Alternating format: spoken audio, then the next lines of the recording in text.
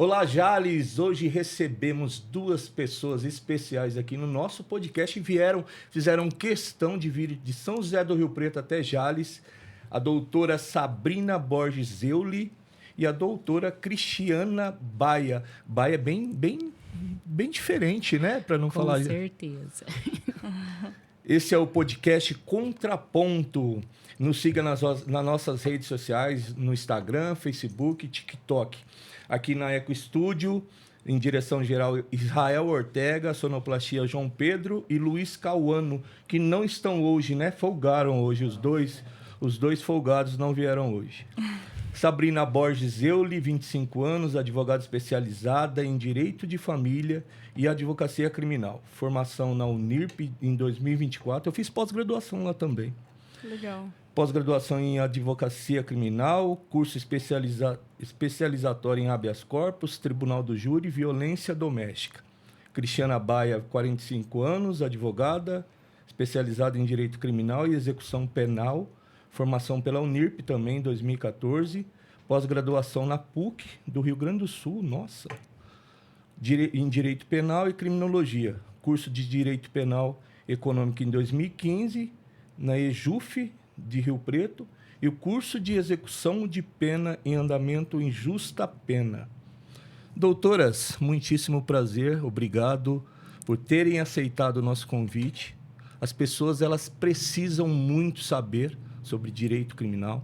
Muita gente fala muita coisa, né? E às vezes a gente pega aquilo ali como notícia. Eu falo que a mentira contada várias vezes, ela se torna verdade por isso. Uhum. Então, teve muita pergunta enviada aqui. A gente fez uma enquete, abriu a enquete. Muita gente mandou pergunta, mas a gente vai, no transcorrer aqui do nosso bate-papo, a gente vai falar sobre isso. Eu gostaria que vocês falassem sobre vocês. Comece um pouquinho, Sabrina. Bom, primeiramente, Cizico, nós estamos lisonjeadas, né, pela oportunidade, pelo convite de estar aqui no Contraponto Podcast. Bom, eu me chamo Sabrina Borges Euli, sou advogada criminalista de Direito de Família, especializada em Direito Penal, com alguns cursos aí, né, sempre estudando bastante, sempre atualizando bastante. A gente vê nas redes sociais. Exatamente, só trabalha, estuda e dá aula, né, porque também sou professora de legislação. E junto aqui minha sócia, a doutora Cristiana Baia. É um prazer estar aqui, como a doutora Sabrina está dizendo, né? Lisonjeadas estamos, e é aquela coisa. Eu com 45 anos para 46. Tá nova, eu tenho 44. Né? Uhum. Aí, tá vendo? Nova. Direito criminal também, né? Me especializei isso desde quando eu saí da faculdade. Direito de família faço também, mas a doutora Sabrina mais especializada. Execução de pena. Então, nós estamos aqui para solucionar algumas perguntas. Muito bom. Assim, ó, todo mundo pergunta, eu estou na área criminal, mas o que levou vocês a iniciarem, a começarem a andarem nesse trajeto aí da área criminal? Bom, é uma pergunta assim com uma certa profundidade. Na verdade, o processo penal, ele me arrebatou assim na faculdade. Mas primeiro eu preciso contar minha personalidade. Fique à vontade. Desde criança, a minha mãe, ela nunca falava assim para mim, Sabrina, você não é igual a todo mundo. Ela falava, Sabrina, por que você não é igual a todo mundo? Era o inverso. E eu sempre gostei de ser meio do contra, nadar contra a maré. E a advocacia criminal é isso, é você nadar contra a correnteza. É uma sociedade escrachando uma pessoa, né, querendo, às vezes, a cabeça de uma pessoa por uma certa acusação, que nem sempre vem acompanhada de autoria e materialidade, e a gente tentando provar o contrário e até mesmo, né, buscando que a pessoa ela tenha acesso ali aos devidos direitos dela dentro do processo penal. Então, meu amor pela advocacia criminal é basicamente isso. Eu gosto de olhar para um lado que talvez a sociedade nem sempre olhe. Então, a partir disso vem a minha paixão pela advocacia criminal. a gente... como que eu posso dizer? A gente se desgasta muito. É muito desgastante você nadar Vocês assim, vivem contra a vida maré. da pessoa, né? Na verdade, né? Exatamente. Destrincham toda a vida, né? Mas você ter uma sede de justiça, sentir que você pode fazer algo na vida daquela pessoa, porque existem muitas pessoas também que são acusadas injustamente, isso faz total diferença. Total diferença. Muito bom. E a doutora Cristiana? Eu, na realidade, é uma história um pouquinho diferente. Eu era CLT e eu queria mudar de vida. Falei, o que eu vou fazer? Direito. Trabalhando CLT e fazendo direito. O direito penal, na realidade, ao iniciar, era por conta de ganhos, né? Mas na faculdade, eu já tinha muito mais facilidade em relação a ele. Então, para mim, é muito fácil. E fora o que a doutora Sabrina falou, em direitos, de você estar defendendo as pessoas que foram injustamente, né, acusadas, isso me deu um leque. Um leque de que eu posso ajudar alguém. A não só me ajudar e ajudar quem? Né, meus familiares. Então, assim, o direito penal, para mim, é eu dormir e acordar, é normal. É almoçar e jantar. Na faculdade tinha, direito de família, um exemplo, que a gente também faz, mas é diferente. É direito consumidor, direito civil, é totalmente do penal. O penal, você está lidando com vidas, com liberdade. Então, eu acho assim, do direito em si, de todos os ramos, é um que já pega e fala assim, gente, eu estou fazendo realmente algo importante para alguém. Uma coisa é você perder dinheiro, outra coisa é você perder sua liberdade. Exato. Totalmente diferente. Totalmente diferente. Mas assim, doutoras, a parceria em si, ela é um casamento, né? Sim. O casamento da marido e mulher é à noite, né? Na parte noturna. E o casamento de parceiros, né? De sócios, são durante o dia. Isso. Como iniciou? Por que iniciou? Quando que casou as duas? Isso eu vou falar. Vou falar para ela. Na realidade, eu estava em um caso e a doutora Sabrina, ela entrou também. Acho que era o primeiro caso, tem alguma coisa assim, né? Divergente as duas? criminal. Não. Na mesma mesmo pessoa, acusado. mas enfim. E eu não a conhecia. Na realidade, a pessoa que me contratou falou, eu conheço a doutora Sabrina, tal, não sei o quê, né? Falou dela, eu olhei o Instagram dela, falei, não, novinha demais. Falei desse jeito. Nossa, novinha. Aí ela se habilitou no processo, ela entrou em contato comigo, falei, não tem problema, né? Ela entrou, o que ela fez? No dia de fazer as alegações lá, na audiência, eu posso fazer as alegações? Eu devia estar doida, né?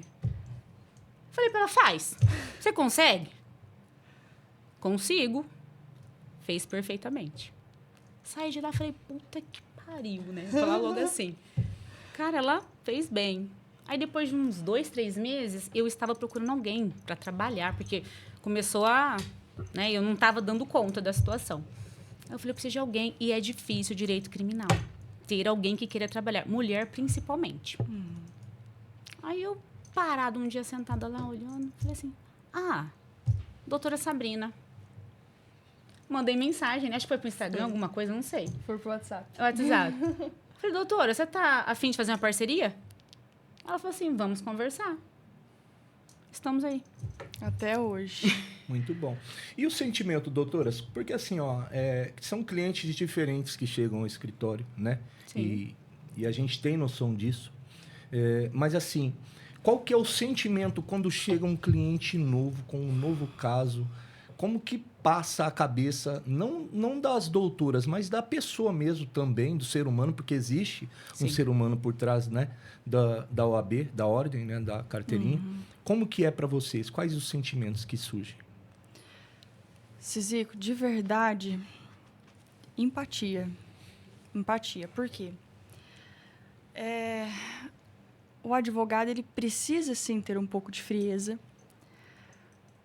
Só que você precisa também de ter empatia. Porque se você não tem empatia pelo problema da pessoa, você não age no processo dela com a garra e com o afinco que você deveria agir. Então, eu penso assim, eu me coloco no lugar do cliente E eu penso assim, se o cliente fosse um especialista nesta área, na nossa área, ele faria tudo pelo caso dele, certo? Eu tenho que fazer assim como ele faria. Então, eu acho que o sentimento é esse, é de empatia, de garra, de profundidade, porque tem até alguns doutrinadores de direito que falam que os advogados criminalistas são cães farejadores de nulidade.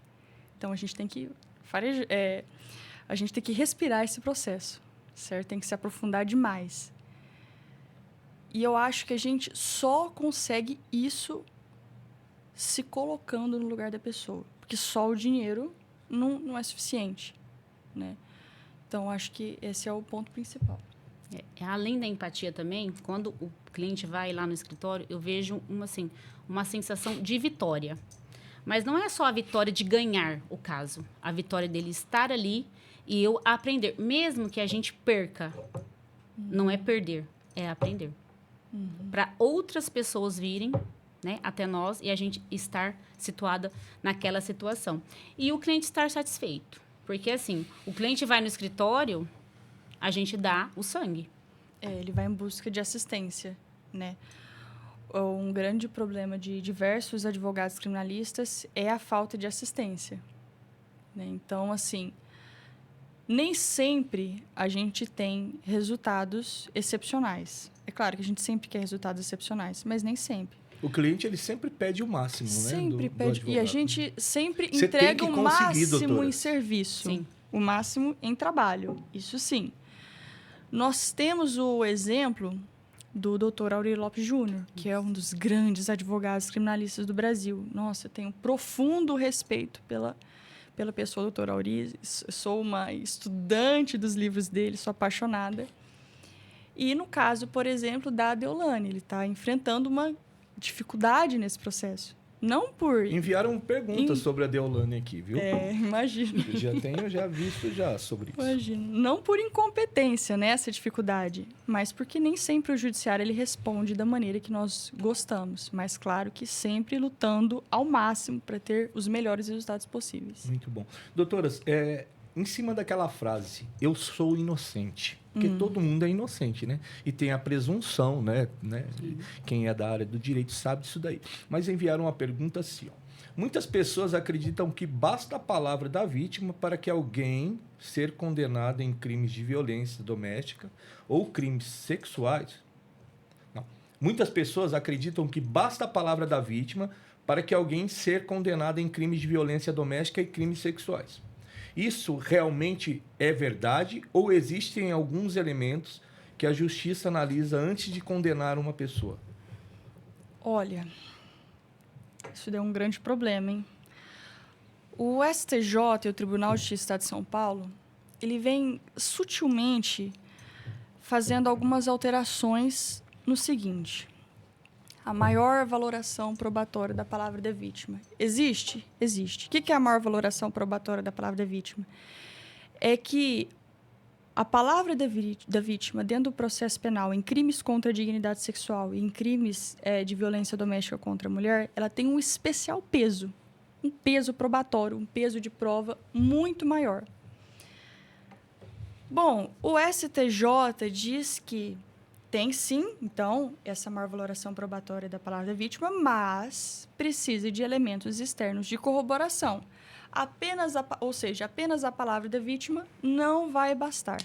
Além disso, essa palavra da vítima ela tem que ser firme e coesa, ou seja, a vítima não pode entrar em contradição, em dissonância, ela tem que se manter na mesma linha dos fatos que ela vem narrando.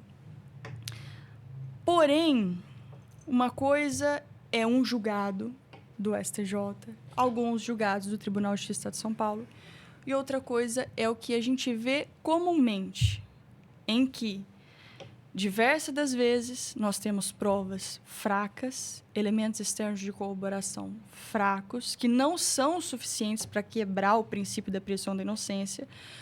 Uma palavra de uma vítima nem sempre tão coesa, nem sempre tão firme, e ainda assim há o decreto condenatório. Então, assim, na prática, a gente tem esse certo tipo de dificuldade. Por quê? crime de grande clamor social.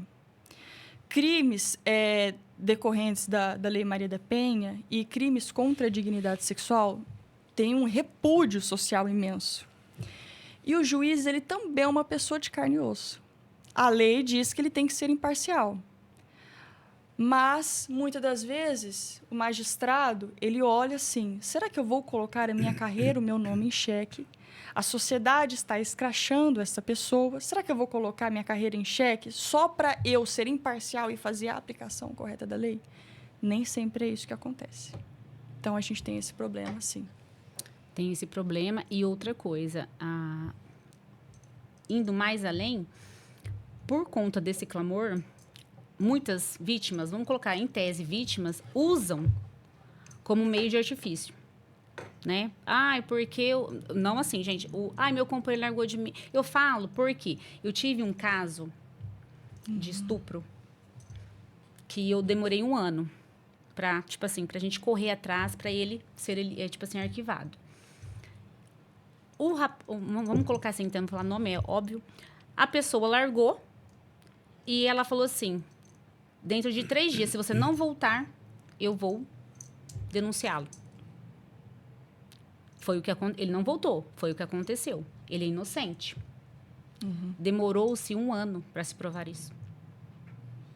E como se consegue isso? Não, eu falo assim, que é uma coisa extraordinária. Entendi.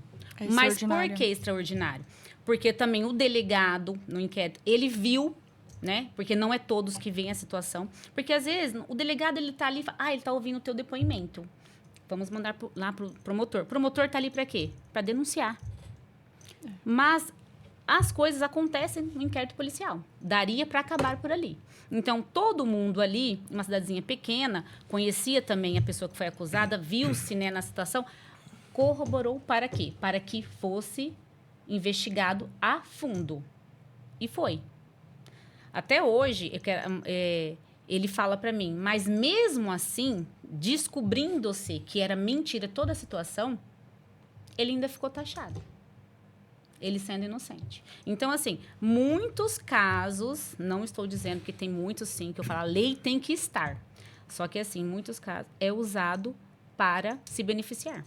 Sendo provada a inocência do autor, Sim. ou do possível autor, não caberia uma ação retroativa? Uma indenização? Sim, ação de indenização contra o Estado, pelo Estado ter o condenado? Olha, então, em relação à indenização, primeiro eu tenho que pontuar o seguinte, não é todo tipo de prisão que cabe uma indenização, certo? Ou seja, o cara ficou preso por um tempo, certo? E vai precisar de uma indenização.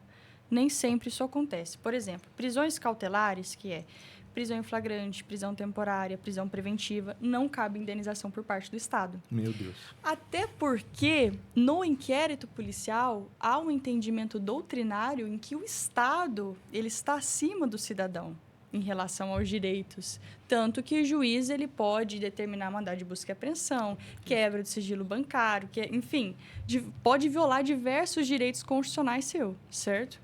Então, não cabe. O que cabe indenização? Para prisões definitivas, desde que fique comprovado que houve um erro por parte do judiciário. Ou seja, imagine o seguinte, um cliente, ele contrata um advogado e apresenta tal prova para esse advogado. Esse advogado é incompetente, ele não anexa essa prova, o judiciário não vai indenizar. Tem que ser o erro, tem que ser por parte do judiciário. Por quê? Porque o judiciário não tinha acesso a essa prova. Tinha que constar nos autos. Exato. Defesa técnica. Muito bom. A defesa técnica, né? Eu vou banalizar um pouquinho, que eu gosto da polêmica, né? Na situação da Érica do Batom, porque eu sempre cito esse exemplo para todo mundo, todos que eu entrevisto, eu falo sobre isso. Eu não, de novo, eu vou falar sobre isso. Eu não sou contra condenações de depredação, né, de atos de vandalismo, eu não sou contra. Ali no 8 de janeiro tiveram pessoas ali que realmente deveriam estar, né, sendo condenadas, que foram condenadas, na verdade.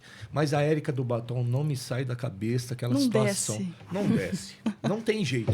Não por ser mulher, concordo. não por ser sexo frágil. É porque você tá defendendo porque ela é sexo frágil. Não. Sempre disse isso. Existe uma paridade entre homem e mulher. vamos voltar ao caso. Você disse aí, doutora, sobre condições, o judiciário está acima. Você não acha que eles passaram dos limites, condenando uma mulher daquela situação ao que foi? Na verdade, assim, no inquérito policial, o Estado está acima, né? Mas, assim, em relação à Érica, vamos, assim, para um ponto basilar, né? Competência. A Érica tinha foro de prerrogativa de função? A Érica não tinha foro de prerrogativa de função. Não existe nenhuma disposição dentro da Constituição Federal em que coloca o foro de prerrogativa de função a ela e que ela deveria ser julgada de maneira originária pelo STF. Já começamos por aí. Ou seja, não era competente. Acho, sim, que há um excesso de punibilidade. E também tem uma situação que é no 8 de janeiro em geral, tá? Individualização da pena. Sim. Se você, Cizico, faz algo, você tem que ser acusado, se provado que fez, tal, responder pelo seu ato. Mas, se o Cizico faz algo, a Sabrina e a doutora Cristiana têm que responder junto? Não. Não. Individualização da pena. Será que tinha prova suficiente para o édito condenatório de todas as pessoas que estavam ali em 8 de janeiro? De todas as pessoas que foram condenadas? Então, mas é isso que eu não entendo, a materialidade do caso. Como que esse processo foi formado? Para começar assim, quando eu entrevistei o ministro do STF, Marco Aurélio de Mello, ex-ministro, né? Grande abraço, doutor Marco Aurélio de Mello. Excelente. Eu fiquei apaixonado por ele. Ele é excelente. E ele me disse o seguinte, olha, Cizico, não, assim, já começou errado formando turmas. O STF nunca foi por formação de turmas. Mas vamos pensar que a formação de turmas seja legal nessa condição. 4 ministros votam 5. pela condenação daquela grande maioria, dando penas de 14, 15, 16 anos por depredarem prédios públicos. Aí a gente vê um estuprador que muitas vezes, né, a nossa justiça brasileira o solta com 4, 5, 6 anos. Como pode isso? Essa disfunção, essa desigualdade de pena. Pra falta vocês, de proporcionalidade, né? Mas para vocês que atuam na área, quando vocês veem um caso assim desse, e veja um julgado assim, e outra... Porque tem muito interesseiro, muitos advogados vão pegar um julgado daquele lá e vão falar assim, olha, já teve uma condenação por este mesmo fato, vou usar o mesmo tema. Como que para vocês é receber um negócio desse? Olha, a posição dos ministros do STF, é claro que eles servem de base e refletem na posição dos juízes de primeiro grau e para os desembargadores de segundo grau. Então, assim, é realmente uma grande problemática dentro do judiciário, afeta bastante, porque se fosse apenas o STF, né, não tudo bem, mas ainda era algo, era uma coisa. Mas como o STF ele cria precedentes e, consequentemente, isso acaba refletindo, acaba servindo de reflexo para juízes de primeiro grau, de segundo grau, a gente tem um problema aí muito maior, na verdade. Mas eu acho que, sinceramente, assim, não vou nem falar de maneira técnica, Cizico, mas, sinceramente, eu não me surpreendo mais. Porque decisões arbitrárias, elas vêm sendo tão... E estão começando a fazer monocraticamente, né? Eu faço, eu julgo, eu... E faz o que quer. Exatamente. Você comentando em relação ao cliente chegar na gente e falar, mas tem... Porque é assim, a pessoa vem e fala, tenho isso. Porque hoje em dia é assim, né? Eu chego e falo, cada caso é um caso. Talvez aquele dia, vamos colocar assim, vamos falar o português, o juiz esteja mal-humorado. É igual bundinha de nenê, como todo mundo fala, né? Ninguém sabe. Por isso que quando o sabe cliente que vai lá, a vem. gente fala assim, Não é a gente não tem como te dar 100%. Ah, o caso é igual, praticamente igual. Beijo, doutor Pedro Calado. Pelo amor de Deus, não é o senhor que a gente está falando. Não, tira ele. Então, são casos que você fala assim... Às vezes eu, doutor Sabrina, falo assim, ó, esse caso tá legal, pode ser que caiba. Nós nunca falamos pro cliente, ó, dá certo. Vamos ver, vamos aguardar. Porque a gente tem a teoria, a prática é diferente. E esses julgados, cada vez mais, assim... acabando com o direito criminal. Vamos falar a realidade, que é isso. Exatamente. Mandaram outra pergunta aqui e já estamos longe do negócio. Recentemente, os Estados Unidos, né, classificaram o PCC e o Comando Vermelho, né, como facções, como organização terrorista. Quais podem ser os reflexos dessa decisão para o combate do crime organizado no Brasil e para a legislação brasileira dupla? Bom, os reflexos, ele vem muito antes, na verdade, da taxação de PCC e Comando Vermelho como terroristas. Por quê? Quando já estava naquela iminência, aquela guerra fria mesmo, né? Ai, será que vai colocar, será que vai taxar como terrorista, será que não vai? Já houve, né, dia 25 de março deste ano, a Lei de Combate ao Crime Organizado, Raul Jugman, ou popularmente conhecida como Lei Antifacção. E ela fez algo inédito dentro do processo penal e do direito penal. Bom, anteriormente, a única lei que nós tínhamos, que a pena era de 20 a 40 anos, era do crime de feminicídio, o artigo 121A do Código Penal, que foi feita a alteração em 2024. Aí, só um ponto que eu preciso esclarecer antes. Muitas pessoas têm dificuldade em relação a... Será que pode cumprir 40 anos? Pode. Depois do pacote anticrime, 2019, aumentou-se o máximo de cumprimento de pena no Brasil de 30 para 40 anos. Então, às vezes, isso pode causar um certo desconforto no pessoal que está ouvindo, né? Por não saber dessa questão.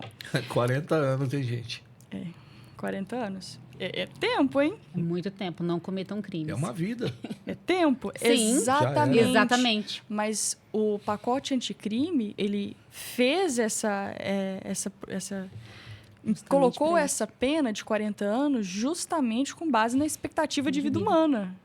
Né? Por isso que antigamente era 30 anos, porque a expectativa de vida humana no Brasil era mais baixa. Sabe o que eu imaginava além dessa situação? Desculpa até interrompê-la.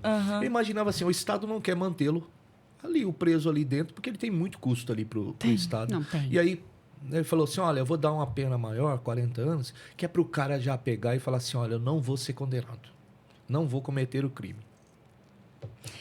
Pois é. Aí, enfim, a lei antifacção, ela colocou diversos crimes relacionados à milícia, à organização criminosa armada, com pena de 20 a 40 anos, assim como feminicídio.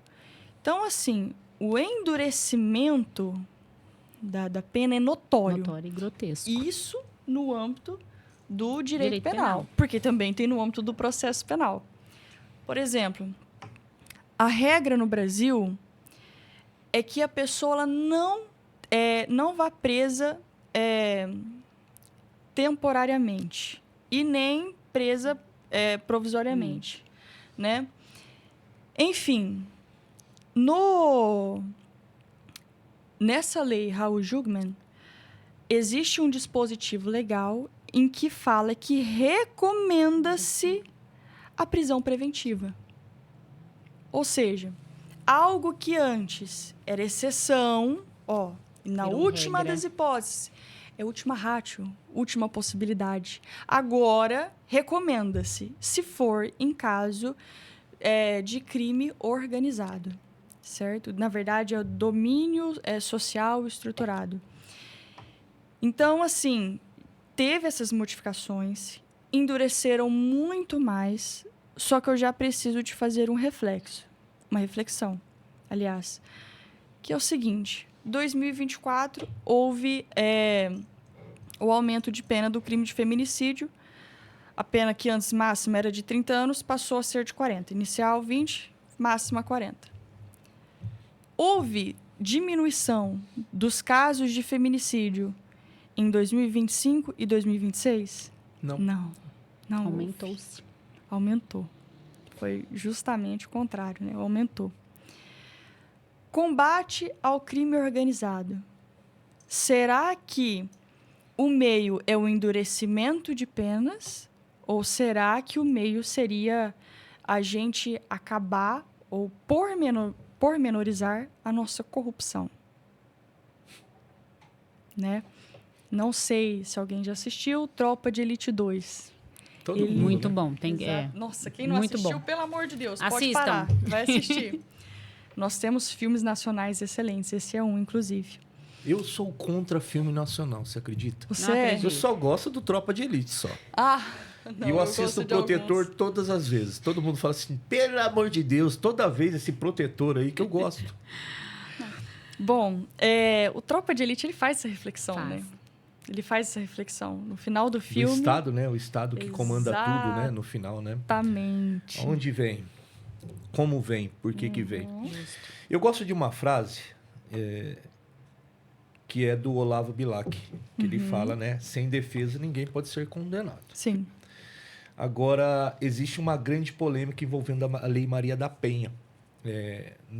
Na prática, quais são os direitos assegurados à mulher e quais são as garantias que continuam sendo asseguradas ao acusado durante a investigação e o processo? Porque assim, ó, o acusado é aquilo que a doutora Cristiana falou, é o malhado. Exatamente. Todo mundo malha. Olha, bandido, é você Você isso fez. mesmo e tal. Como que funciona? Bom, Antes de você começar, eu não gostaria de ser advogada dele. exatamente. Não pega. Exatamente. Mas a gente pega, né? Tô brincando, gente. Antes de entrar no tema, recentemente, um advogado chegou para mim no escritório e falou assim, eu conheço um outro que já atuou no direito penal, falou que atuar em Lei Maria da Penha é mel na chupeta. Aí eu pensei, bom, depende, né? Se você é indiferente com o resultado, é mel na chupeta. Mas se você realmente quiser um bom resultado para o seu cliente, nossa, aí você vai ter que ralar pra caramba. Mas, enfim, direitos da vítima. Todos. Nossa. Ela tem todos. Muitos. Muitos. Bom, vamos lá. 2024, nós tínhamos um crime, por exemplo, que era o crime de ameaça, no âmbito da Lei Maria da Penha, em que a vítima precisava de representar a pessoa que proferiu a ameaça a ela. Depois de outubro de 2024, esse crime ele não precisa mais da representação da vítima. Ele passou a ser um crime de ação penal pública incondicionada, ou seja, não tem como condição a representação da vítima. Além disso, 2025 teve inovações nas medidas protetivas, como, por exemplo, o uso de tornozeleira eletrônica. Hoje em dia, a gente não vê tanto essa questão, porque o Estado não tem erário suficiente para custear isso. Será? Bom, Dizem, né? Mas Igual a Igreja Católica também não tem dinheiro. não. Pois nós que temos, né?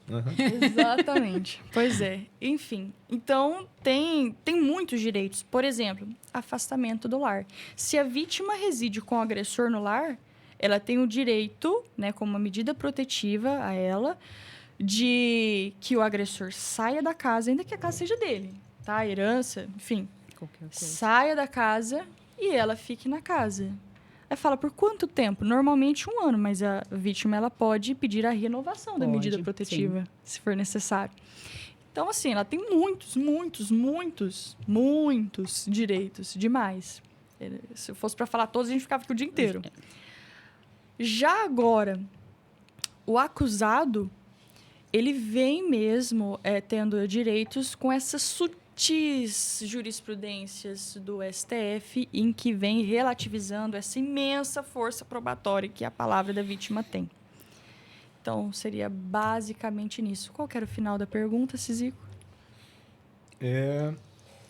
e assegurados dão ao acusado durante a investigação e o processo. Quais as garantias que continuam sendo asseguradas? Ah, sim. Garantias continuam sendo asseguradas. Princípio da presunção da inocência, embora na prática a gente sabe que isso não funciona tanto, né? Porque meio que na prática tirou-se o indúbio pro réu e colocou o indúbio societate, indúbio pro vítima, né? Agora, que mais? Direito ao silêncio, direito de, se até mesmo quiser mentir, pode mentir. Isso em virtude ao princípio da não autoincriminação, né? O nemo tenetur sed tegere. Não é obrigado a produzir provas contra si mesmo. Então, assim, isso continua tendo todas essas questões. O STJ, ele vem sutilmente, novamente falando, dizendo sobre a dúvida razoável. Quando há uma dúvida razoável num processo de Lei Maria da Penha, o acusado ele deve ser absolvido. Mas isso é algo que não é majoritariamente. Não é. Mas há dúvida razoável em muitos processos. Eu estava até vindo e conversando com a doutora Sabrina, antes de nós sermos parceiros, eu estou com um cliente, ele foi condenado por descumprimento. O que aconteceu? A vítima, a suposta vítima, mentiu que estava no local. Mentiu. Existia uma medida restritiva. Exatamente. Né? O descumprimento hoje é 2 anos, 2 anos e meio, né? Eu acredito. Começa o início 2 anos. O que aconteceu? Ela mentiu mesmo, descaradamente. Nós tínhamos filmagem e tudo. Ela foi no judiciário no dia, assim, era claramente que ela não tinha, ela estava tremendo, falando. Não, aí o juiz perguntou-se para ela, mas você estava lá? E mostrou o vídeo. Não estava. Não, mas eu voltei depois. Não tinha um vídeo de depois. Esse caso é absurdo. Ele ficou preso? Porque uma das imposições da quebra aliás, do descumprimento, gente, da medida protetiva, eu fiquei assim. Eu saí de lá arrasada. Arrasada. Tá, e numa condição dessa, aí digamos que, vamos lá, ela não consiga, ou o juiz, né, dê na cabeça dele, ele fala assim, olha, eu quero que você prove que você retornou lá. Seja por via testemunha, seja por via um cartãozinho de táxi, ou de Uber, ou de alguma coisa, algum aplicativo que você usou, enfim. Cadê a tua localização do celular? Estava acionada, né? Você frequentou aquele local. O juiz não pode fazer esse tipo de pedido? Quebrar o sigilo telefônico dela e falar assim, olha, eu quero a localização do seu telefone durante o horário tal a tal? Poderia. E se, no caso, vê-se que ela agiu de má fé? O Ministério Público, que é o fiscal da lei, ele tem essa obrigação, na verdade. Justo. Ele tem essa obrigação. Mas, enfim, o que ela responderia? Crime de denunciação caluniosa. Que não é nada. Que, comparado ao vexame que ele passou... Infelizmente, eu acho ele ia ser pior até a situação.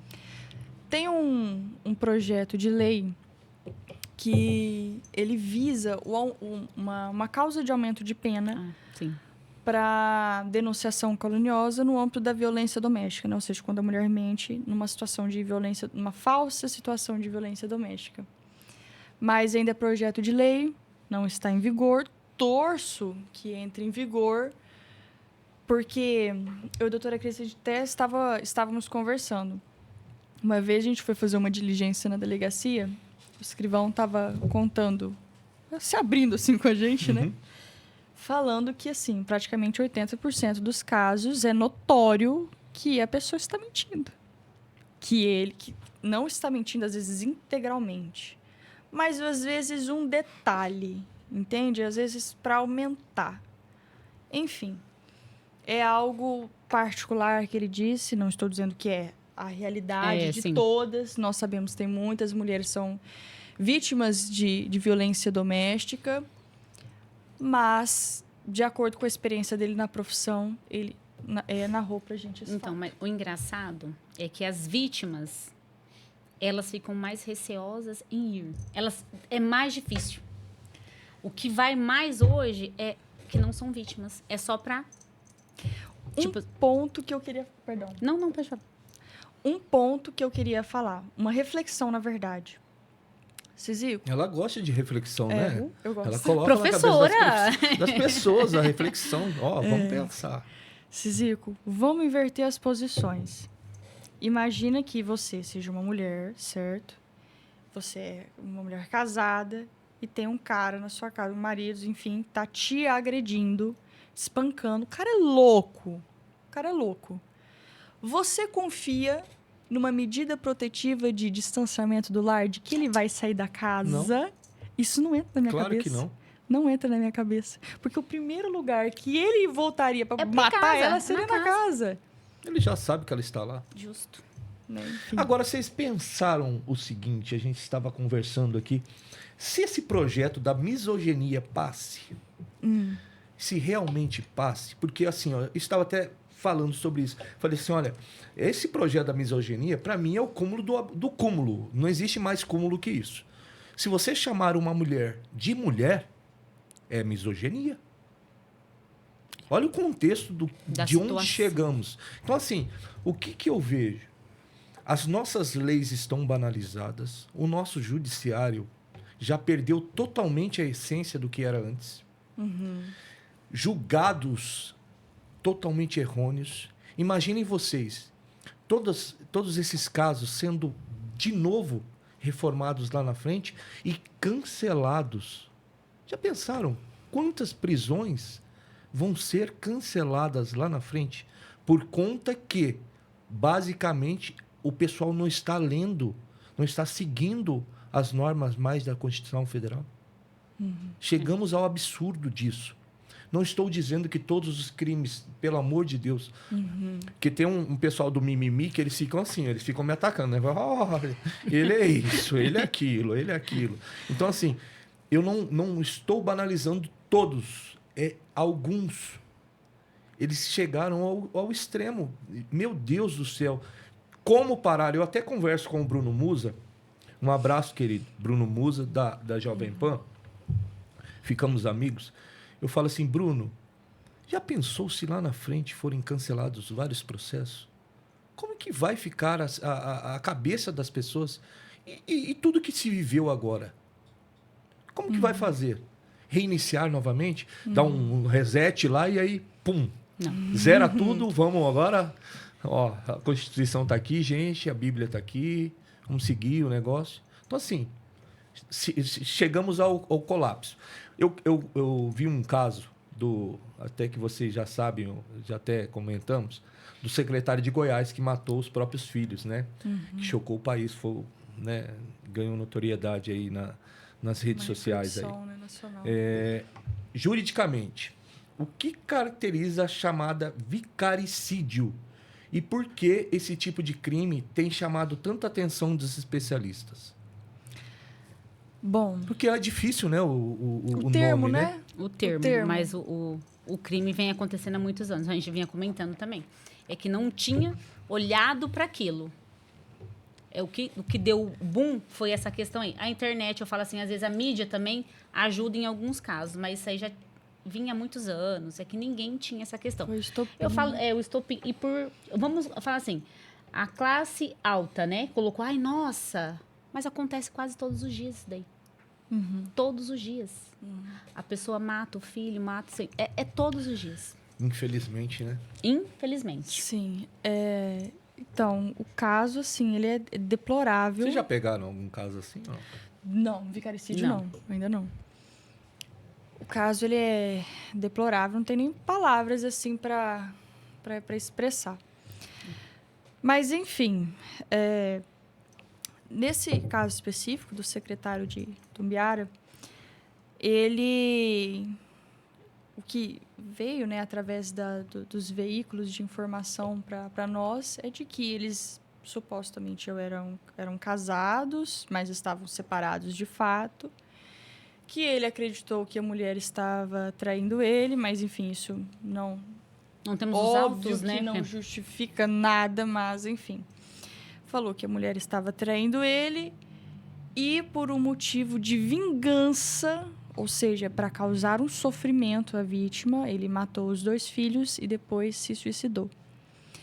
Enfim, o crime de vicaricídio, né, o artigo 121B do Código Penal, ele é um crime deste ano, 2026, e ele pune exatamente isso.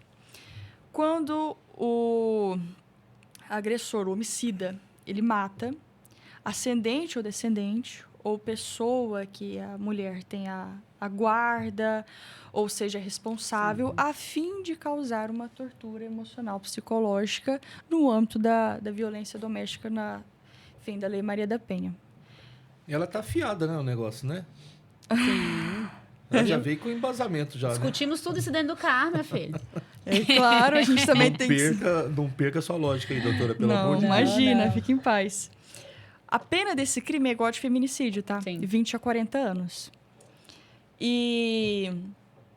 Bom, se isso vai diminuir os casos de vicaricídio, não sei, porque a feminicídio, por exemplo, não deu um bom exemplo sobre questão de efetividade. Exatamente. Eu falo assim, como a gente tá comentando, isso sempre aconteceu.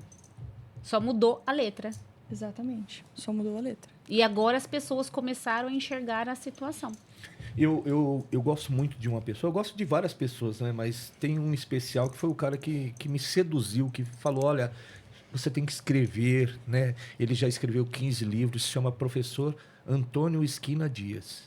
Ele fez direito agora, recente. E ele Legal. mandou uma pergunta e uma classificação em cima disso daqui, tá? Olha, vamos ver. Além da enorme repercussão emocional, esse tipo de crime levanta discussões importantes sobre a saúde mental, violência doméstica, medidas protetivas e prevenção. Na legislação brasileira, existe uma tipificação específica para o vicaricídio. Ou ele é enquadrado como homicídio qualificado? Claro. Não, né? Não, é um crime autônomo. Autônomo. É o 121B.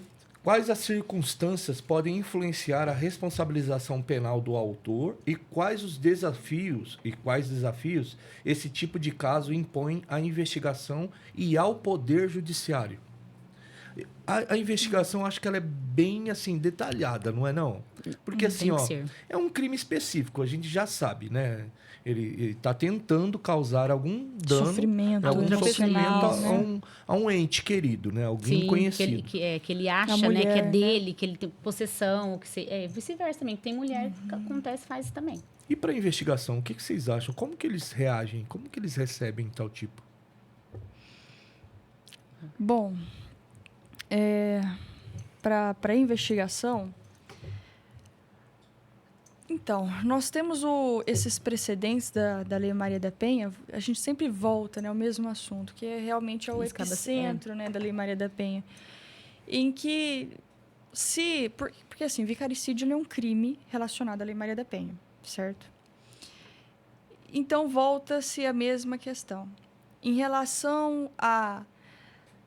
será que a palavra da vítima, da mulher, enfim, que teve o filho, tal, falece que, enfim, pai matou, algo nesse sentido, será que isso vai ter uma força probatória muito grande? Porque é um crime recente. Então, assim, nós não temos muito precedentes atuais, não temos muitas investigações atuais a serem analisadas. Próprio, direcionada ali, Isso. não. Que antigamente enquadrava homicídio, né? Antigamente enquadraria homicídio. Então, sinceramente, Cizico, eu acredito que ainda vai ter uma investigação criminal muito mais favorável à mulher, Isso. né? Isso. E se realmente houve a situação e foi vicaricídio, foi para causar um intenso sofrimento à vítima, que seja assim mesmo. Mas suponhamos que um enteado provoca o padrasto e o padrasto ele age em função de, por exemplo, homicídio privilegiado. Será que o judiciário, será que o inquérito policial já vai tipificar em homicídio privilegiado ou será que vai em vicaricídio? Esse é o grande problema, né? É o boom, né? Vai ter confusão. Eu tenho certeza que vai ter confusão lá na frente. Porque uma pessoa utilizando disso em função da própria torpeza, uma mulher utilizando disso em função da própria torpeza, para ferrar o cara, ela pode falar assim, ó, ele fez isso para me causar uma tortura psicológica. E aí, quem vai falar que não foi? A palavra da vítima. Tudo vai gerando em quê? Palavra da vítima.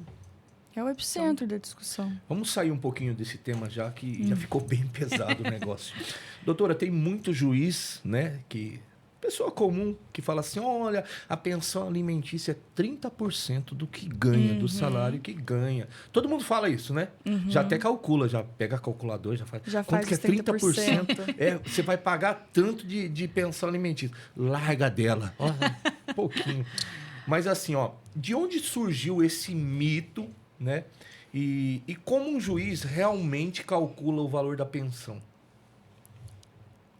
Uma mentira, a gente até estava falando sobre isso anteriormente. Não lembro nem se estava Mentira. gravando na hora. Tava sim. Estava gravando? Mentira então, contada já várias tava vezes, ela se torna conversando. verdade. Se torna verdade. É. Então, assim, habitualmente, juízes, às vezes, eles podem fixar no patamar de 30% ou um terço do salário Mas, mínimo. na realidade, um terço ou 30% seria do vigente, o nacional. Vigente nacional. É uma Porque, coisa que... imagina, é 1.621, né? 1621. Aí daria 500 e alguma coisa? Isso. Né? Isso. Então, assim, em tese... Um terço daria 500 e Isso. pouquinho. Então, em tese, não poderia ser menos do que uma criança.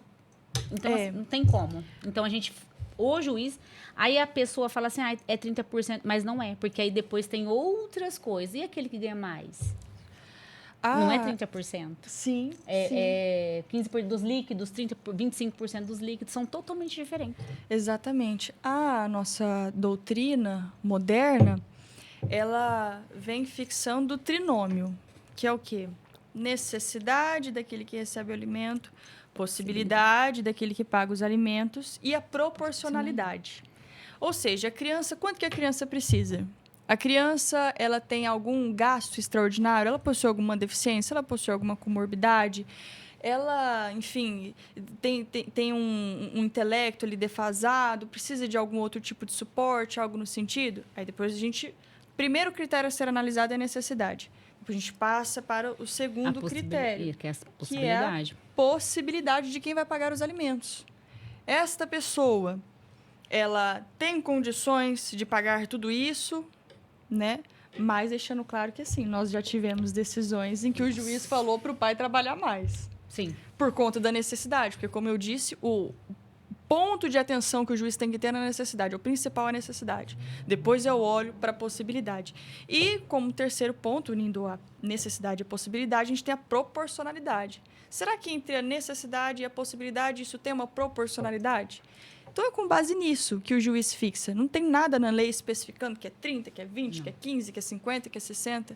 Varia de acordo com o caso concreto e analisando esses três fatores. Certo. Digamos aí que o juiz especificou lá, cravou os 30% do salário do caboclo. E aí ele perdeu o emprego. Como faz? Ele recorre ao judiciário. O que vocês recomendam? Recomendam, procura um advogado para fazer isso, porque assim, ó, eu pego muito isso de um amigo meu que ele fala assim, ó, uma coisa é você cometer um crime, chegar na delegacia com um advogado. Sim. Outra coisa é você cometer um crime, chegar na delegacia sem advogado. São totalmente diferentes. Sim. Bom, o caminho correto é recorrer ao Poder Judiciário, uma vez que ele não pode, por vontade própria, Pede falar... a revisão? Pede a revisão de alimentos. Ele não pode, de maneira autônoma, falar assim, não vou pagar, vou pagar menos. Sim, exatamente. Mas interessante também, quando, tipo assim, separou-se e já correto é todo mundo ter um advogado.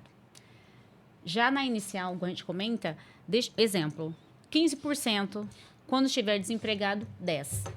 Ah, já especifica. Já. A gente gosta de fazer, tem outros que não fazem. Faz um acordo, um pré-acordo. Não, já líder. Então eu tô Já empregado. consta já nos autos, então. Mas muitos Sim, não o juiz fazem isso. homologa tudo certinho. Nós estamos com um caso lá no escritório, né?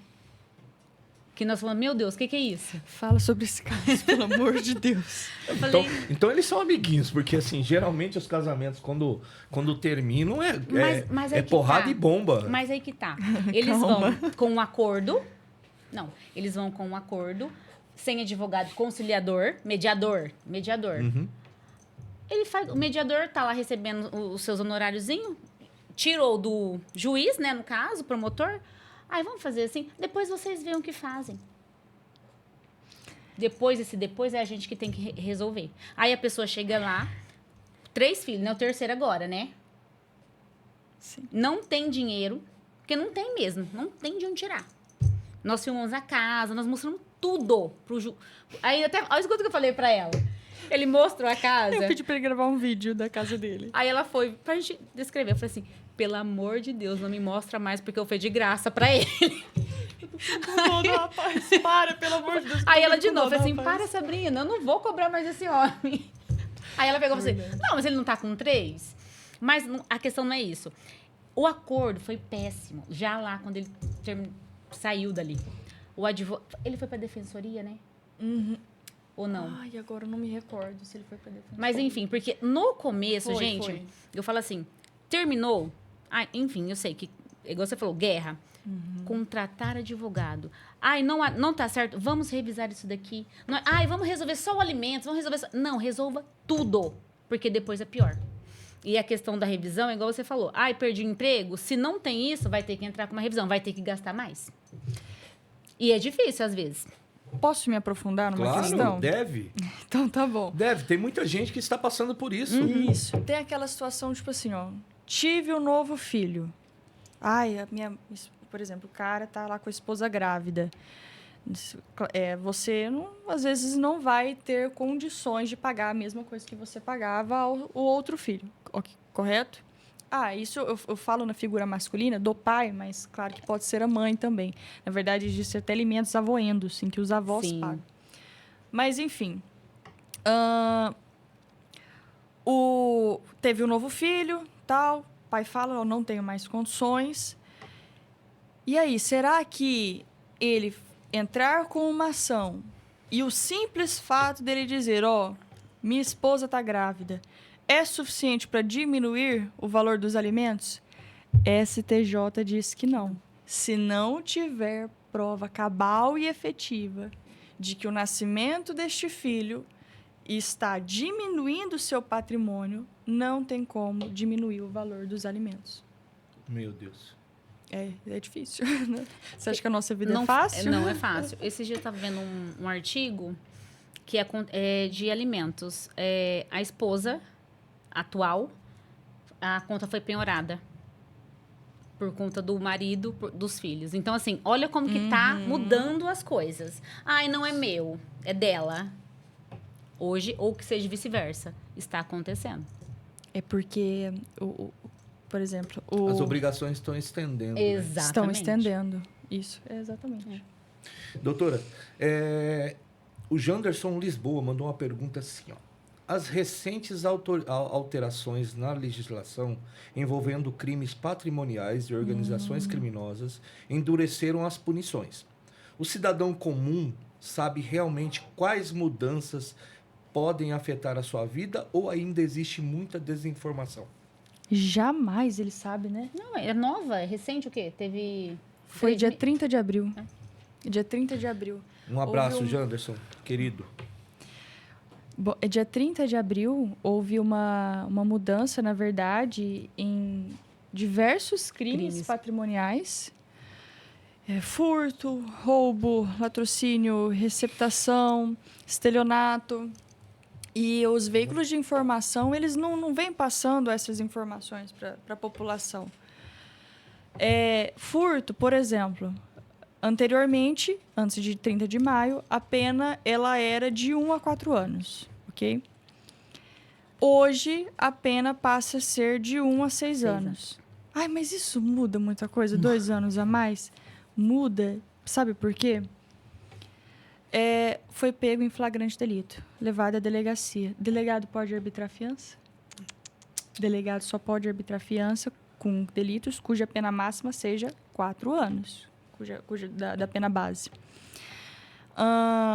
Então, assim, a partir desse momento você já sabe que somente o juiz poderá arbitrar fiança. O mesmo vale, por exemplo, para a receptação, que a pena também era de 1 a 4, passou a ser de 1 a 6. Também nós temos novos dispositivos legais em que dispõe o crime de furto relacionado a semoventes ou animais domésticos. Esse é muito interessante. Que ninguém tem consciência. Iria imaginar, né? Bom, primeiro de tudo, o que é um semovente? Exemplos, né? Vaca, boi, galinha, porco, cavalo. Ah, então tá. Se eu furtar uma vaca, qual que é a pena? Então, de acordo com esse novo tipo de furto, 4 a 8 anos. Mas e se eu furtar o colchão mole, ou a picanha, ou o patinho, sei lá, né? Ou seja, a vaca em partes. Também entra nesse crime? Com certeza. Também, porque o semovente ele pode ser ou semovente ou em ele em parte. partes.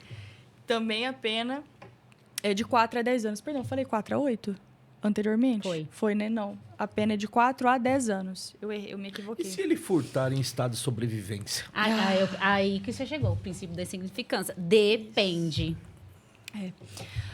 Os tribunais ele vem fixando, né, um Se valor. for uma picanha. Eu furtar uma picanha. Não é bobo nem nada, nem né? um pouco. Né? Bom, eu não gosto. Eu não ia pegar. Não, eu gosto. Eu gosto Nossa! de chuleta. Eu Gosto de carne de pobre. Não, eu gosto muito de alcatra Marcão também. Mena adora uma chuleta. Levaram uma picanha em casa, eu deixei a picanha guardada e meti chuleta pra Ai, não eles acredito. comerem. Não, eu sou carnívoro, amo qualquer carne. Enfim. Eu sou Bom, do nem time todas. da verdura. Calma, nem todas. A doutora Cris, ela é Eu fitness. também, ó. O tanto que A eu sou doutora Cris, fitness. ela é fitness.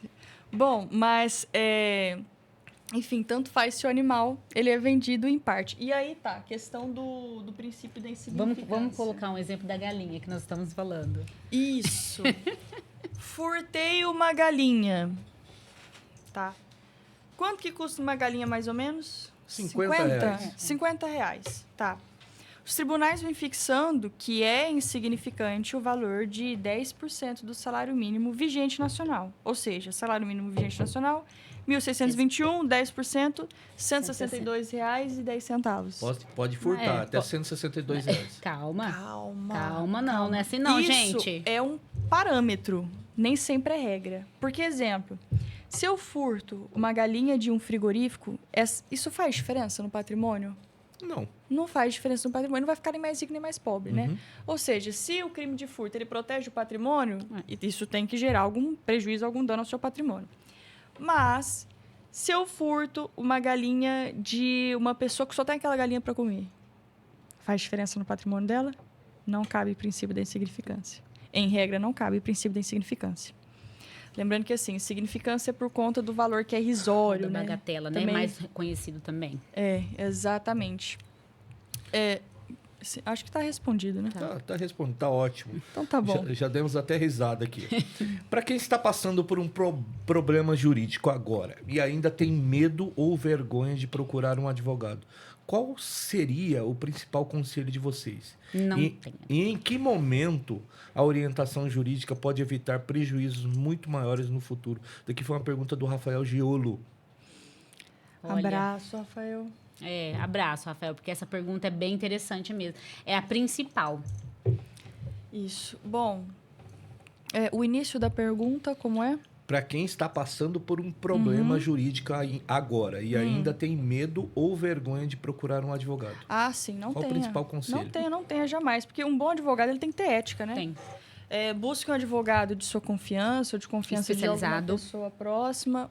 Um advogado especializado, principalmente. Exemplo, seu problema é da esfera criminal? Advogado criminalista. Seu problema é da esfera de direito de família? Advogado de direito de família. Tem que ser especializado, porque senão acaba fazendo caca mesmo, Fazendo né? caca. E aí fala assim, principalmente no direito criminal. É o barato que sai caro, né, O barato doutor? que sai Justamente. caro, mas nem sempre é barato, tá? Nem sempre, nem né? sempre. Nem sempre é barato. Tem essa Tem questão. essa questão, né? Tem gente que não tem competência, mas sabe cobrar. Também E tem muito, isso. e muito. Também tem isso. Tem pessoas que não têm competência, E faz mas o sabe vender. É aquele negócio, parecer ser é melhor do que ser. Dito assim para as Sim. pessoas, né? E o Enfim. limite de cobrança? Quanto que é o limite de cobrança que um advogado pode fazer? Então, Juridicamente falando. a OAB, ela dá um parâmetro, mas não é vinculativo. Não tem efeito vinculante. Na realidade, aquele parâmetro que ele dá é uma coisa básica, tá? Para você... Mas você não tem um patamar. Tudo depende do que está sendo julgado. Mas exato. depende do caso, tá? Por exemplo, em ações cíveis, é dito que o advogado ele não pode ter um benefício econômico superior do que o do cliente. Então, precisa de analisar cada caso concreto mesmo. Tem que analisar cada caso concreto. E depende muito também da pessoa, né? Do caso da pessoa, o rendimento econômico da pessoa também tem tudo isso. Voltando à pergunta do Rafael, ele falou em relação ao que poderia acontecer se não tivesse advogado, etc, né? Dica, um prejuízo. Vai na delegacia sem advogado. É um prejuízo mesmo imenso. Sendo testemunha. Mesmo sendo testemunha. Porque nada garante que você vai ser para sempre testemunha. Às vezes, se você vai lá e fala tudo que dá na tua cabeça, você se torna investigado. Então, principal, tem advogado. O delegado perpetua lá a prisão do cara e fala assim, olha, você vai ficar aqui. E eu vou falar, além do delegado, o que você tem que ter mais medo também é o escrivão. Mas o delegado ele só pode fazer isso em prisão em flagrante delito, viu? Isso. Se o cara ele só vai lá prestar um depoimento e ele não está em flagrante delito, não... Mas eu falo assim, tudo começa pelo escrivão. O que ele coloca. A vírgula, exatamente. tudo. A gente tem que ler tudo. Porque, assim, às vezes você vai lá e o escrivão, ele estudou para aquilo. É isso. Aí a pessoa vai falando. Quando ele viu, o problema já tá enorme. Às vezes dá uma modificada sutilmente, sabe? Que faz muita diferença depois. A vírgula faz a diferença. A vírgula faz a diferença. Você ficar em silêncio, igual o caso do nosso cliente, né? Ele ficou em silêncio. O que nós falamos para ele ontem? O que você falou para ele ontem? Então. Caso assim, Ele foi denunciado por conta do silêncio dele. Ué, mas você não acabou de falar que o silêncio ele não pode ser utilizado em prejuízo do réu? Ele tem direito de ficar em silêncio? Precisa produzir provas contra Só que si. o promotor é de carne e osso. Ele fala, se o cara ele é inocente, o que ele vai fazer? Vou falar. Vai falar. E se ele não fala? O que o promotor, pessoa de carne e Quem osso, cala pensa? consente. Exatamente. Tem casos e casos. Aí ele chega e fala, não, mas eu não fiz. Eu e ela sabemos. Mas não tem... quem acompanhou ele não foi um advogado especializado. Foi um Trabalhista. advogado trabalhista. Pelo amor de Deus, nada contra advogado trabalhista. Eu não sei fazer o papel deles de maneira alguma. Se me der uma ação trabalhista, eu não sei nem se eu consigo fazer uma coisa mal feita. Acho que eu consigo, enfim, nem consigo fazer, na verdade. Mas são áreas distintas. Cada um tem sua especialidade. E aí ele chegou e falou pra mim, mas o advogado pediu pra eu ficar em silêncio. Aí nós falamos, mas e aí? Advogado, trabalhista. Eu falei assim, nada contra o trabalho dele. Ele não sabe o que está acontecendo. É só ficar em silêncio, beleza. Agora, o BO tá grande, né, Sabrina? E ele tá desesperado. Ele não fez, a gente sabe que não fez. Mas e para provar agora? Estelionato, R$1.253.000. Meu Deus do céu. De vantagem indevida. Meu Deus do céu. A ex-companheira. Vamos lá, um outro caso aqui, o caso da Deolane Bezerra, que você já começou a falar e ganhou enorme repercussão, né, nacional. Todo mundo fala da Deolane. Muita gente fala por causa dela, né? Sim. Porque o que ela faz, né? Até que ponto a exposição nas redes sociais e na imprensa pode influenciar a opinião pública e até mesmo o andamento de uma investigação ou processo judicial? Nossa, afeta Existe um muito. risco no pré-julgamento ou não? Com certeza. Com certeza. Com certeza. Afeta e demais. Reitero, né, o que eu disse. O juiz ele é uma pessoa de carne e osso. Se, apesar da lei impor que ele deve ser imparcial, se aquilo há uma comoção pública gigantesca, ele não vai colocar a reputação dele em xeque, normalmente, né? Não deveria ser assim, mas normalmente é assim. No caso da Deolane, a gente não tem acesso aos autos. Está em segredo de justiça. Isso, porque nós até comentamos. Tem que ter uma coisa, assim, muito... absurda ali para ela estar nessa situação. Isso, porque a prisão preventiva é a... Última. Eles estão último mantendo recurso. ela presa porque teve comoção. Não temos acesso aos autos. Em tese, seria. Pelo que a gente vê, de acordo com os veículos, né, de informação... Eu não vejo... Necessidade. Porque, assim, primeira coisa, para você ser preso preventivamente, você tem que ter contemporaneidade. Ou seja, ela praticou o crime em 2019. Tem contemporaneidade com 2026? Não. Não tem. Aí que Já tá, começa. a gente não viu os autos. Se foi uma coisa que tem prova que ela fez em 2019, 2020, 2021, 2022, 2023, 2024, Até 2025, agora? 2026, aí ok. Aí eu não vou falar em contemporaneidade, né? E segundo ponto, né?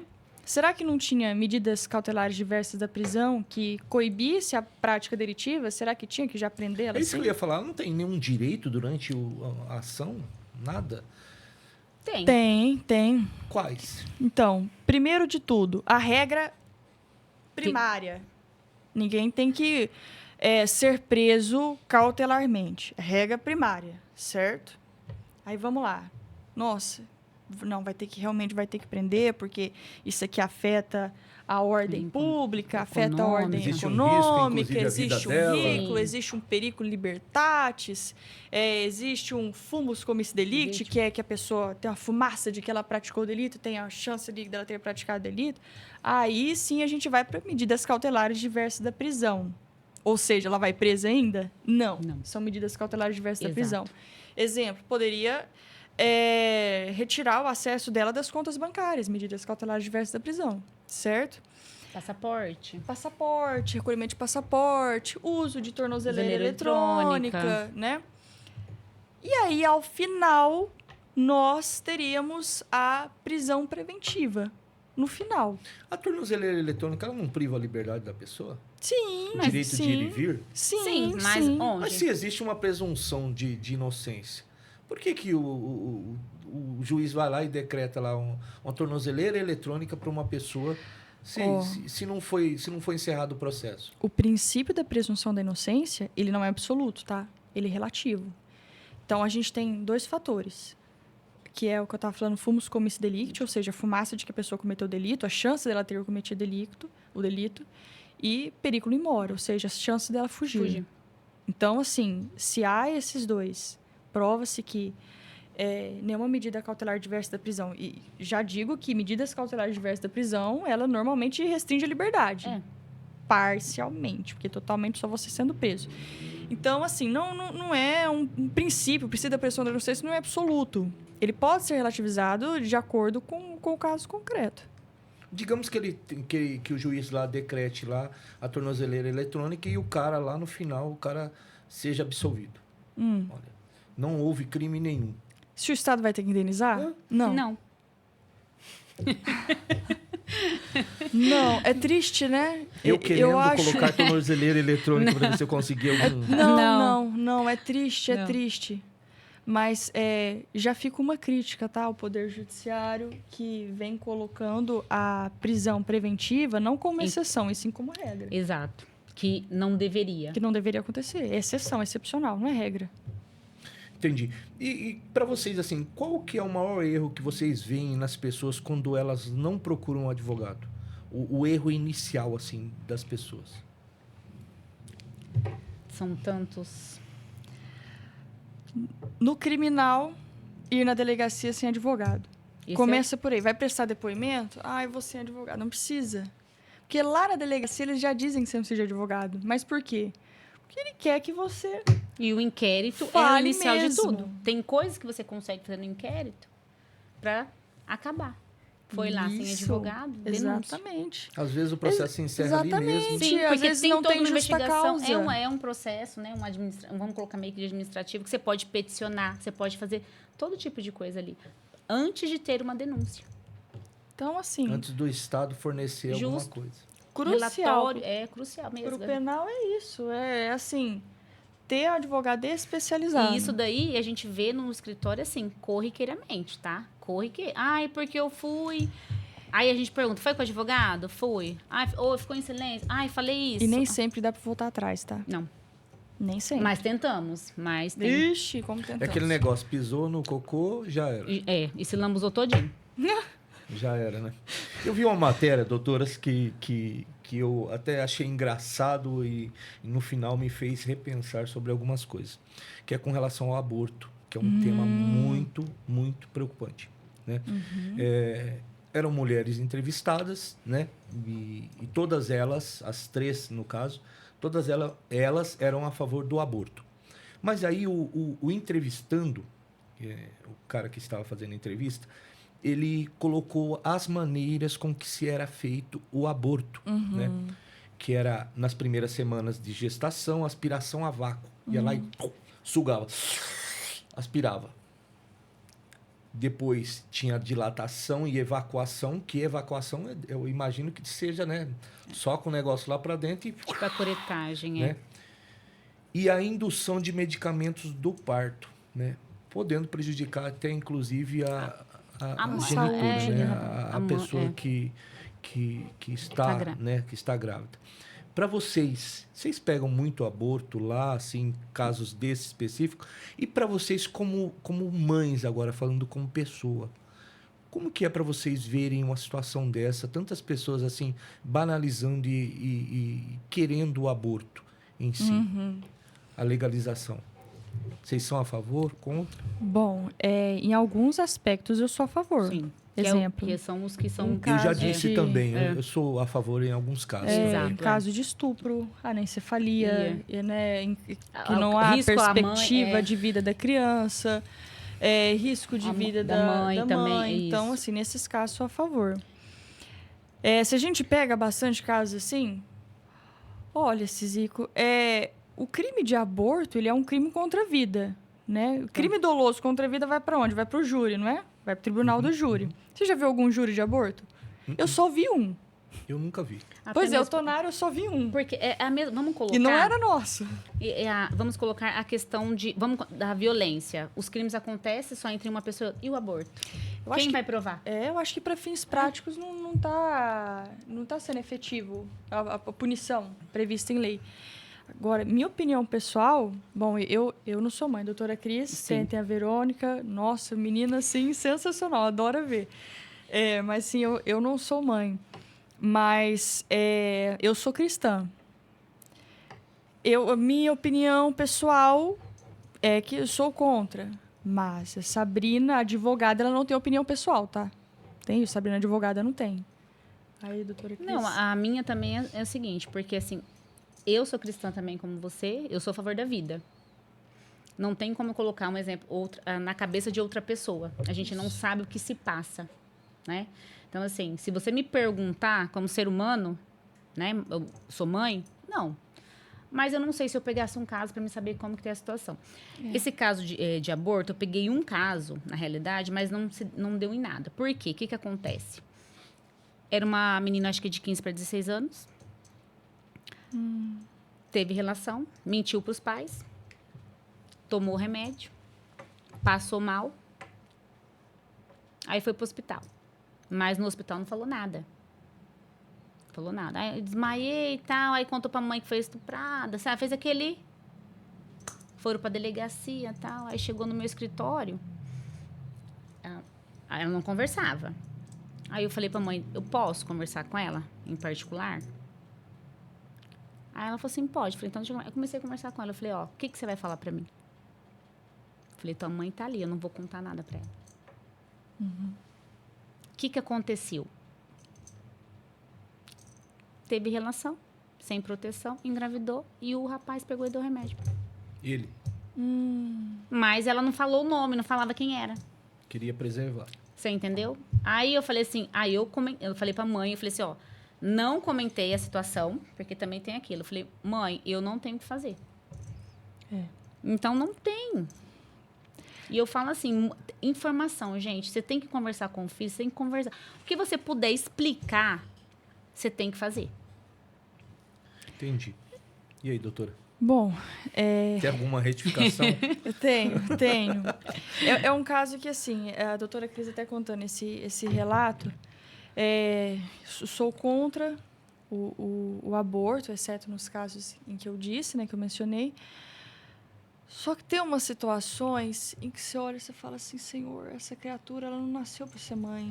Né? Ou então, esse cara ele não nasceu para ser pai. Mas é a consequência, né? Não pensam, né, na consequência. Exatamente. Mas a educação. Eu vi a história de um rapaz que o presente de aniversário dele de 10 anos foi uma pedra de crack.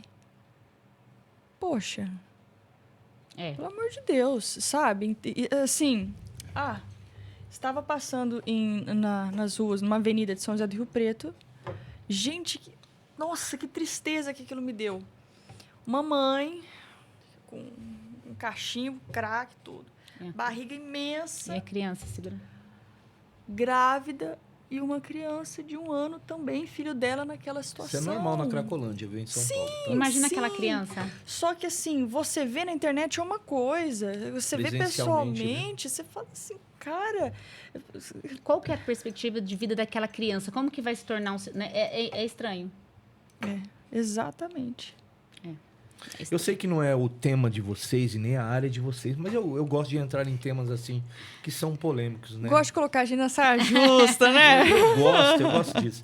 A escala 6x1, agora estão querendo encerrar a escala 6x1. A doutora, acho que ela não faz essa escala lá na escola, né? Mas faz da vida real.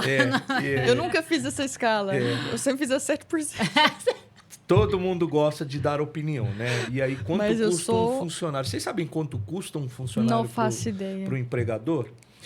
Se o salário do cara for 1.621, que é um salário mínimo, o empregador paga 1/12 de férias, que dá 135,08.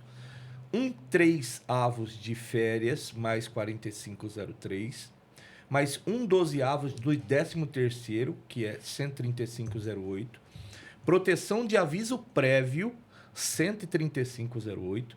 Subtotal, 2.071,27. Mais FGTS de 8%, que dá 165,70. Mais a multa do FGTS, 66,28.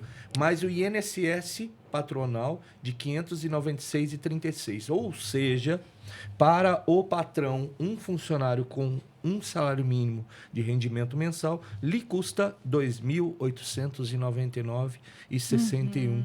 E aí vem o Estado e fala, olha, vamos encerrar, vamos terminar a escala 6x1. E já estou dizendo, tá? Já estou polemizando, eu sou contra o fim da escala 6x1. Eu também sou. Mas você trabalha 5x2. Sim, eu já tive um restaurante e aí pense o seguinte, você tem lá 3 funcionários. Se você tiver que tirar 2 funcionários ou os 3 em um dia da semana, você vai ter que contratar outros. E o salário deles? Eu penso diferente dos dois. Eu não sou especialista na área. Mas eu sou a favor ao fim da escala 6x1. Não sou especialista, reitero, mas nem sempre tempo à disposição se converte em produção. Exemplo. Sou louca por trabalho, tá? Tem vezes em que, em consequência disso, minha cabeça... Eu viro uma meba. Tem vezes. E aí eu sei que eu preciso descansar, voltar para render.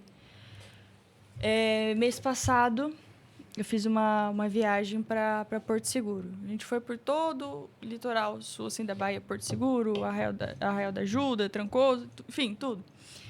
Voltei, nossa, outra Sabrina.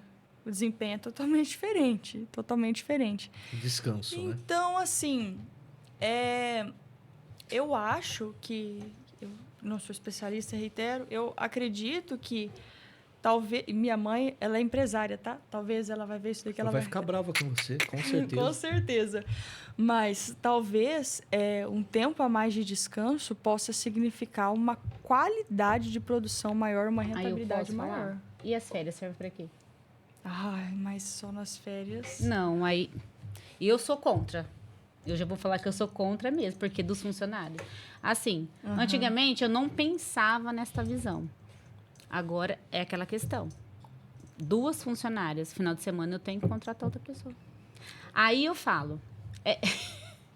E será que eles vão descansar mesmo esse um dia a mais? Claro que não. Não. Claro que porque não. Eu já trabalho... Vai arrumar um bico para trabalhar em outro lugar. Sim, acontece a mesma coisa. E os maridos, eu vou banalizar o negócio. E os maridos, será que eles vão mais aos bares ou não? Talvez. Talvez. Não Mas vai. assim, nem sempre o motivo da criação da lei, ela bate com a prática Mas dessa só que assim, lei. eles não dão um respaldo, né, doutora? O difícil é isso. É porque eles vão colocar lá a tipificação que o empregador não pode diminuir o salário dele. Como que não vai diminuir o salário? Vai ter que diminuir, não tem como. A Porque escala como que não vai ser a mesma. E não vai render o mesmo. E outra, vamos supor aqui uma fábrica que ela produz lá 3 mil calçados durante o mês. 3 mil calçados. Se tira um dia lá desses 3 mil calçados, quantos calçados a menos? É a produção a menos. Ó. Como é que ele vai pagar o mesmo para o funcionário? Não tem como. Vai falir. Não fecha a conta. Eu tive empresa, eu sei como é que funciona. A gente trabalha no limite. O negócio é o limite. Eu tive uma empresa bem de pequenininha, tá? Eu vendia roupas. Eu tinha funcionário. Minha funcionária trabalhava na escala 5x2. E eu pagava referente ao salário mínimo, não abatendo, né, aquele um dia. Eu não abatia aquele um dia. Eu pagava como se ela trabalhasse na escala 6x1. Tive decepção, alguma parte, outra parte... Depende, né, de pessoa para pessoa. Também tem isso. Às vezes tem gente que não quer trabalhar, né? Mas, às vezes, quando a pessoa quer trabalhar, normalmente ela volta com mais afinco, volta com mais vontade. Só que eu sei que o mínimo ele faz diferença, assim, para o empresário. Talvez, para o grande empresário, isso não seja tanto uma problemática, que ele tem um faturamento muito alto, um lucro muito alto. Mas para o MEI, para o ME... às vezes até por EPP, né? O ERELI, talvez uma discussão em cima do que o empregado deseja trabalhar seria mais conveniente. Olha, eu quero trabalhar 6 horas por dia aqui. E aí faz-se o cálculo lá e pronto, é isso. Doutoras, muito obrigado por ter aceitado o convite novamente. Em nome do Israel Ortega, a gente as parabeniza, porque vocês são realmente fantásticas, sabem mesmo do assunto. Tentei colocar em saia justa, não consegui. Espero que o recebedor, né, do outro lado lá, eles tenham entendido bastante, porque o importante é as pessoas saberem. O propósito desse podcast aqui é trazer informação às pessoas, mas informação com conteúdo. Não basta só levar a informação. Exatamente. Tem que levar coisas que são aproveitáveis. Eu sempre falei sobre isso, tá? Muitíssimo obrigado. Suas alegações finais das duas, fiquem à vontade. Querem mandar beijinho papai, mamãe, pro titio, pra titia, fica à vontade. Bom, agradeço mais uma vez a imensa oportunidade. Qualquer dúvida que as pessoas tenham, as redes sociais, que eu não esclareci. Como é que acha vocês nas redes sociais? Exato, às vezes que eu não consegui esclarecer aqui, né? Às vezes a pessoa não entendeu. Sinta-se à vontade de me mandar um direct lá no Instagram. Você responde todas? Respondo. Tento. Todo mundo. Tento. @adv.sabrinazeuLê, né? Com E no final. Com E no final, exatamente. Qualquer coisa, entra lá no podcast Contraponto também, procura lá as duas lá também. Contato profissional, celular, né? 17 992 68 8550. Caso tenha flagrante, algo do tipo, estamos prontas, né, doutora Cris? Com certeza. Estamos mais do que prontas. Mandar um beijo pro meu esposo, um beijo pra minha mãe. E que bigode é aquele? Você viu? Meu gatão. Deus do céu, que bigode. Pra minha mãe. Já tive um bigode daquele. Viu? Né? Minha filha falava assim, pode tirar, papai, pelo amor de Deus. Um beijo pra minha mãe, pro meu pai, pro meu irmãozinho Augusto. Eu amo demais esse menino. Pro meu avô Jocir, que eu tenho... Nossa, falar da família é um tópico sensível, né? Meu avô Jocir, que eu tenho um profundo apreço. É uma inspiração para mim na minha vida, meu avô. Meu avô, inclusive, ele é coronel da Polícia Militar. Ai, gente, o duro é que é para encerrar, né? Eu já vou falar pode mais. Chorar, não dá mais. Né? Ai, senhor, enfim... E a história de vida dele é fantástica, é sensacional. Tá em Goiânia. Mas a gente... Vamos fazer um podcast à distância, fazer com ele, falar... Ele deve ter muito Olha, causa e para ele contar. conversa, hein? Ele foi militar na época da ditadura. Nossa, é esse mesmo que eu quero. Muito bom. E Eu tô trabalha- marcando a entrevista com um dos sargentos do BOP, que estava lá na mega operação no Rio de Janeiro também. Olha, Interessante. que Pro- interessante. Daqui uns meses aí, pessoal, a gente vai ter essa entrevista na íntegra Legal. também. Que interessante. Bom, ai meu Deus, fica com medo, né? A gente esquecer de alguém, né? Bom, acho que não esqueci de ninguém, não. Pra Rosa, Pra Rosa. um beijo, Rosa. A Rosa, um beijo pra Rosa. Uma grande figura. É isso. Pré-candidata a Isso, deputada. pré-candidata a deputada. Estadual. Isso, estadual, por São José do Rio exatamente. Preto, né? Fazer um lobbyzinho daí. pra você. Ó, depois, ó.